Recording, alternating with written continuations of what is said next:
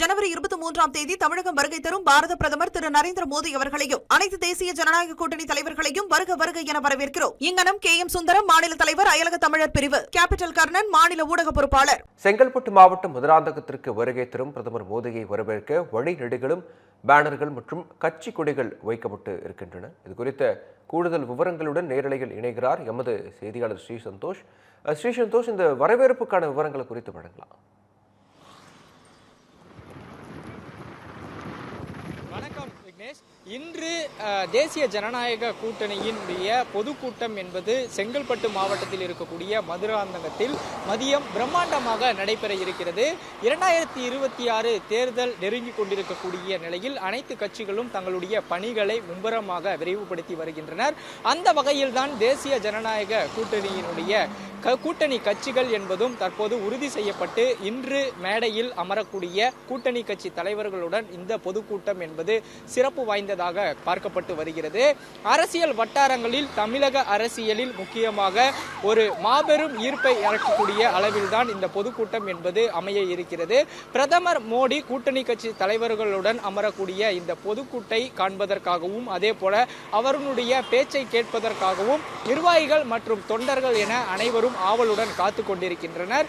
அந்த வகையில் தற்போது நாம் பார்த்து வரக்கூடிய காட்சி என்பது சென்னையை அடுத்து இருக்கக்கூடிய செங்கல்பட்டு வரையிலுமே முழுவதுமாக ஒரு 20 கிலோமீட்டர் தொலைவிற்கு வைக்கப்பட்டுள்ள பேனர்கள் பார்வையாளர்கள் மற்றும் வழியை கடந்து செல்லக்கூடிய நிர்வாகிகள், தொண்டர்கள் என அனைவரையும் பெரிய அளவு ஈர்க்கப்பட்டு வருகிறது.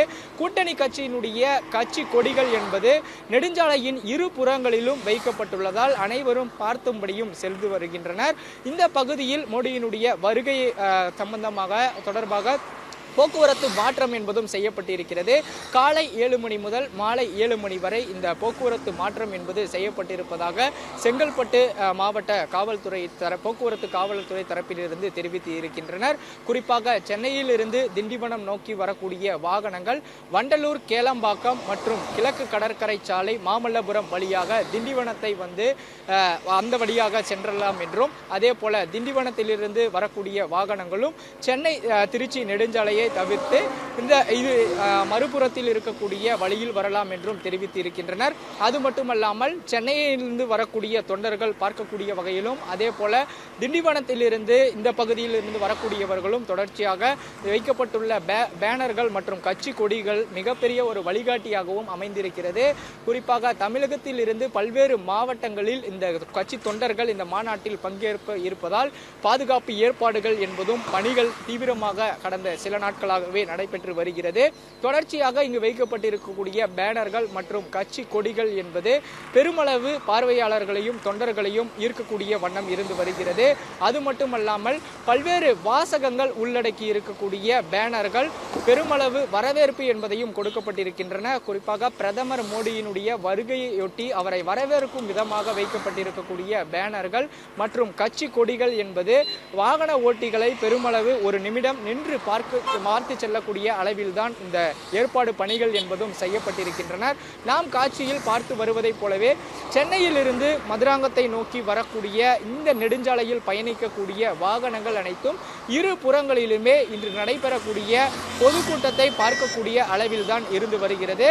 அந்த வகையில்தான் தற்போது மாநாட்டிற்கான பணிகள் என்பது முழுமையாக நிறைவடைந்து மாநாட்டிற்கு தயாராகி வரக்கூடிய தேசிய ஜனநாயக கூட்டணியில் இருக்கக்கூடிய கூட்டணி கட்சிகளினுடைய கட்சி கொடிகள் மற்றும் பேனர்கள் பெருமளவு வாசகத்துடன் ஈர்க்கப்பட்டு வருவதும் குறிப்பிடத்தக்கது.